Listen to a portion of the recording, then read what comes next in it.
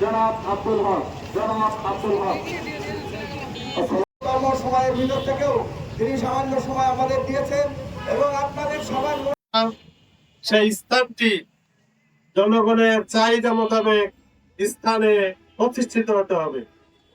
আমার বিশ্বাস আমাদের আজকের এই মানববন্ধন এই অঞ্চলের মানুষের মনের কথা আমাদের মাননীয় আইনমন্ত্রী এবং মাননীয় প্রধানমন্ত্রী মহোদয়ের কর্ণগোচর হবে এবং আমাদের বিশ্বাস আইনের শাসনের যে কথা বলা হয়েছে, আইনের সুশাসনের কথা যে বলা হয়েছে, সেই জায়গাতে আমাদের মাননীয় প্রধানমন্ত্রী মাননীয় আইনমন্ত্রী আছেন।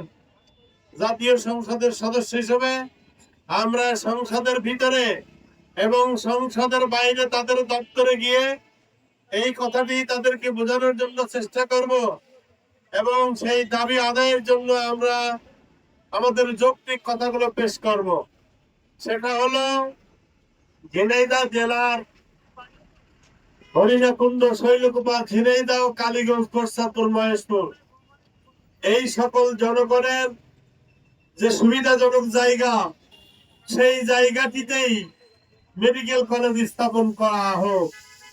আমরা এই ব্যাপারে আমাদের যৌক্তিকতা হলো আমাদের কালীগঞ্জ বেশপাড়ায় আমাদের জমি আছে, একটি টাকাও সরকারের জমি অধিগ্রহণে লাগবে না, বরং আমরা আরো যদি জমি লাগে সেই জমি আজকে এখানে দাঁড়ায় বলছি আমরা কালীগঞ্জবাসী পকেটের টাকা তুলে কিনে দেবো বিশ্ববিদ্যালয় মেডিকেল কলেজ। আমাদের সরকারের কাছে বলতে চাই বেশপাড়া নামক স্থানে করুন। এখানে করলে কি হবে, এইটা এমন একটি জায়গা কোটচাঁদপুরের মহেশপুরের প্রত্যন্ত অঞ্চল থেকে মানুষ এখানে আসতে পারবে, যেমনি ভাবে শৈলকুপা, হরিণাকুণ্ড আর ঝিনাইদহ সদর তো বেশপাড়ার ভিতরেই বলা চলে। এই জন্য আমাদের আজকের যে মৌলিক দাবি সেটা হলো এই ঐতিহ্যবাহী প্রতিষ্ঠান যা এখানে একটি হবে। সরকার তো বারবার আর বুঝিলাতে করার সিদ্ধান্ত নেবে না।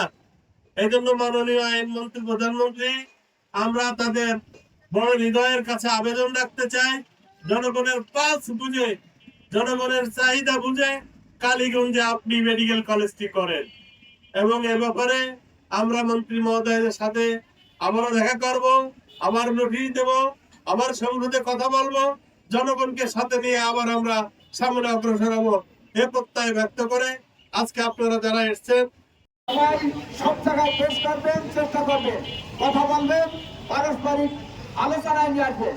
সাংবাদিক ভাইদের দৃষ্টি আকর্ষণ করি আমাদের এই আলোচনাগুলো যাতে জাতির সকল পর্যায়ে পৌঁছায় সেই